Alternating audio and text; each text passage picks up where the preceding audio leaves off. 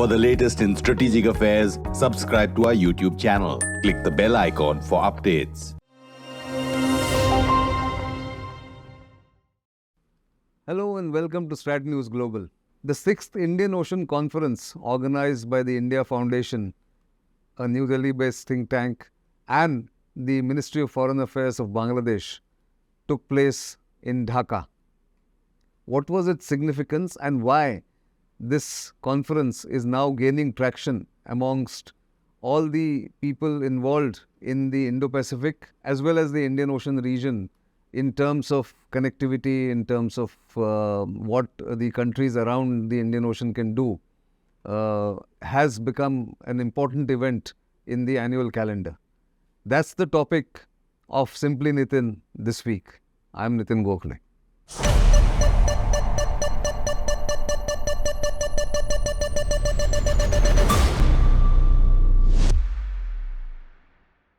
The Indian Ocean Conference, organized by India Foundation in collaboration with the government of Bangladesh, was an important event in the annual calendar of various symposiums and conferences that take place in the broader Indo-Pacific region, mainly for two reasons. One, it brings together thought leaders, government officials, even ministerial level and at the highest level officials from different countries in the region between the eastern shores of Africa to the Western Pacific. So countries like Somalia to almost people coming from Vietnam and even Japan were represented in this conference, which was held in Dhaka with the full support of government of Bangladesh, denoted or demonstrated by Prime Minister Sheikh Hasina, who was the undisputed leader in Bangladesh, and also joined by President of Mauritius, Vice President of Maldives, and ministerial representations, including India's External Affairs Minister Dr. S. Jaishankar, from 25 different countries. So clearly it was a semi-government kind of an event, but interspersed with a lot of conferences or side events or breakout sessions between think tankers, thought leaders, commentators, analysts, former military officials, former diplomats, and academics drawn from different universities and think tanks. They all gathered in Dhaka for over 2 days to deliberate on the importance of one, the Indian Ocean region, and the broader Indo-Pacific, which has now come into more prominence over the past few years because of several developments that have taken place pre and post-COVID. What are those developments? For India, of course, the primacy of the Indian Ocean region is undisputed. India is an Indian Ocean power. And then there are littoral states like Maldives, Sri Lanka, Seychelles, Mauritius, Comoro, Madagascar, even Mozambique, Somalia. These are all Indian Ocean nations or Indian Ocean powers. France regards itself as an Indian Ocean power. And the United States, which has actually converted its Indo-Pacific Command into, the earlier Pacific Command into Indo-Pacific Command, now also regards Indian Ocean region and the broader Indo-Pacific as one of its critical areas to focus on. So everyone was represented there. What was the theme of the event? The theme of the event was basically a resilient future. How to obtain a resilient future for this region and what it can bring to the table for the different countries here. As I said, I also spoke at that conference, and the theme of the conference was peace, prosperity, and partnerships for a resilient future. Now, one of the statistics that astonishes me every time I look at the Indo-Pacific is over 75% of the world's population lives in this broader region. This is the Indo-Pacific.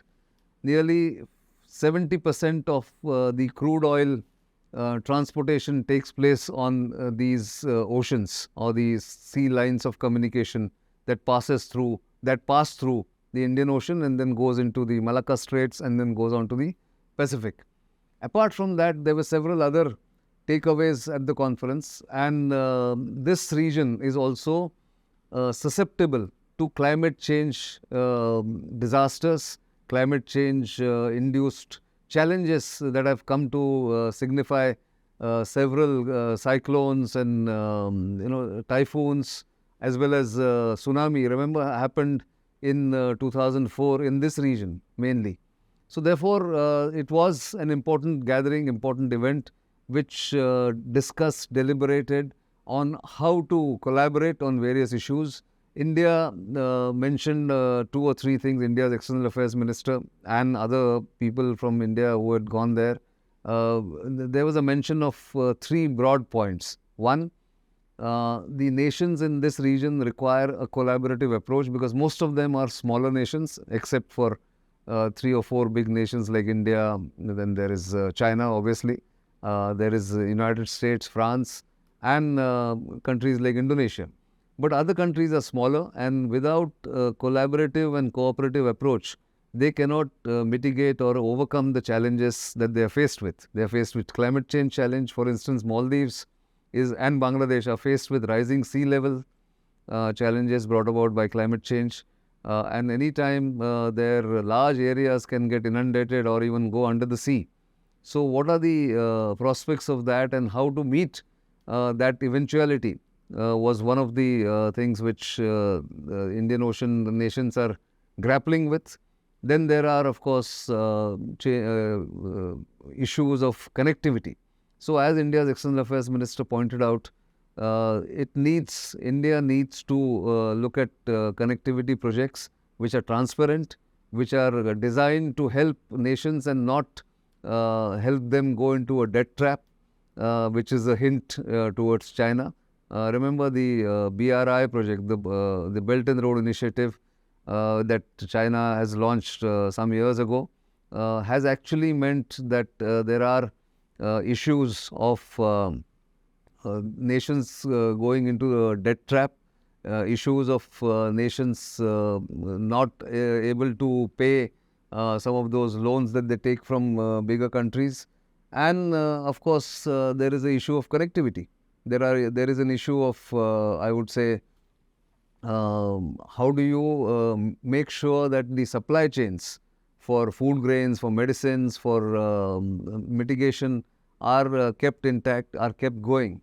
Now, supply chain resilience is something that almost every ministerial delegation, every minister there spoke about. In fact, Prime Minister Sheikh Hasina of Bangladesh, she said the countries also need to promote culture of peace. She was, of course, referring to what was in the 60s and the 70s, an attempt by countries like Sri Lanka and Mauritius and even India. Indian Ocean should be a zone of peace, because that time there was a different contestation. The United States was trying to make forays into Indian Ocean, but now we are talking about the broader Indo-Pacific.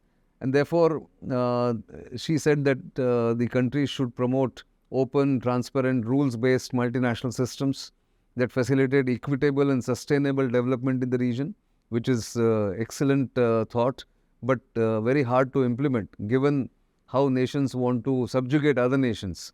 Bangladesh is an interesting case. In fact, Bangladesh has been a victim of natural calamities. Remember Cyclone Bhola in December 1970, which devastated the then East Pakistan, which turned into Bangladesh in 1971. In 1970, Cyclone Bhola left a trail of destruction and about 300,000 people dead. That contributed to the acceleration of demand for independence from Pakistan, which eventually was achieved in December 1971 after a huge kind of cost that the Bengalis have paid because of the Pakistani genocide and the kind of atrocities committed by the Pakistani army. But that's a different issue in the past, 52 years ago. But some of the scars still remain. The oceans and seas, which anyway account for 90% and 60% of world trade, the Indian Ocean and the Indo-Pacific, and 60% of the crude oil transportation in the Indian Ocean region, is important to be kept open. there should be no disruption in this is what all countries want, because otherwise everything goes topsy-turvy. The prices go up, and as prices go up, the economy tumbles, as we've seen post-COVID. The global food security, energy security, also fertilizer crises, all were part of the COVID fallout, and therefore the countries in the Indo-Pacific need to be um, sort of vigilant on not getting off guard, or not getting caught completely unawares of what's happening. So climate change challenges, there were problems of connectivity which need to be overcome. They need to be cognizant of open and transparent projects or financing for those projects, and also that these projects, connectivity projects, do not impinge upon sovereignty and territorial integrity of any country, which is what India has been insisting upon, pointing towards the China-Pak economic corridor, which goes through Gilgit-Baltistan and the Pakistan-occupied Kashmir, which India regards as its own, and therefore has opposed BRI or CPEC going through those areas. So India has reiterated all that. Bangladesh, which is an interestingly located geographically interestingly located country. Somebody there at the conference which I attended described the country of Bangladesh as an epicenter of the epicenter. Remember, Bangladesh is part of the Bay of Bengal community, which consists of Myanmar, Bangladesh, Indonesia, India, and the Andaman Nicobar Islands. So Bangladesh considers itself as the epicenter of the Indo-Pacific. And interestingly, in end of April 2023, Bangladesh had released what it calls the Indo-Pacific Outlook, how it looks at this region, which has now become the epicenter, or which has become the center of gravity of the world, because the Quad countries, which means India, United States, Japan, and Australia, are now becoming a very formidable grouping, a formidable group of nations which are trying to work on 4 or 5 different areas: climate change, again, connectivity, open and transparent Indo-Pacific, and resilient supply chains, moving away from China, which is unsaid in most of the communique and most of the joint statements that come out. That's why the Indian Ocean Conference was important. That was the 6th edition. The 7th edition, Australia has now announced that it will hold it in Perth, which is the gateway on the Australian side to the Indian Ocean. Remember, the Indian Ocean goes from, as I said, from the eastern shores of Africa to the western Pacific, but it ends at Western Australia, and that is Perth, which is like a Indian Ocean city. It is completely different from the rest of Australia. Most of the Australian big cities are on the eastern shore of Australia, and that is in the Pacific.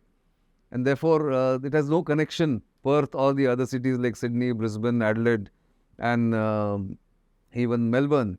They are on the eastern shores. So therefore, all this came up, and how Indo-Pacific is important, but Indian Ocean remains central to the Indo-Pacific construct that different countries are now working on.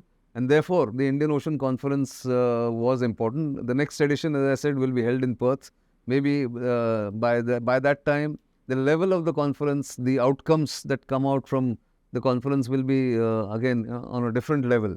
And that's exactly what we have to see, how nations cooperate, not just on track 1, but also some similar events like this, like the Indian Ocean Conference. So the India Foundation is doing a great work, and it's always good to go and get educated in these conferences. I had an occasion to speak in a breakout session, and my fellow panelists were the ambassador of Somalia. There was a former ambassador of Bangladesh to India who was presiding over the session. Then there was a representative from Turkey, one of the think tanks there, and interestingly, a representative from Tajikistan. You might wonder, what is Tajikistan doing here from Central Asian republics? But Tajikistan or the Central Asian republics also want an outlet to the oceans, like Nepal and Bhutan want an outlet to the oceans. So even landlocked countries are looking at oceans as their connectivity outlet to the world. And that's where these conferences come in handy. There are various thoughts that are expressed, various suggestions that come, and various ideas that get then fructify over the years, as we have seen over the past 10, 20 years about how from Indian Ocean region, it has now transformed itself into, this region has transformed itself into Indo-Pacific. I thought I'll give you an update on how these things work. These are ongoing projects, work in progress rather, and something that we will keep a close watch on. Simply Nitin is something I sort of try and bring these small updates for you so that you can then look for more detailed, granular views or articles that come from experts. That's all I have this time. Please send your feedback as you do usually, and I'll be happy to take some of them up and give you more updates on such issues. Do keep watching Strat News Global, and of course, you know where to subscribe to our social media handles. If you haven't already subscribed, and if you have, please spread the word. Our YouTube channel is something that needs more and more people to come to us, visit us, give us feedback, and then we can improve on our programming as we go forward. For the moment, that's all I have. It's goodbye.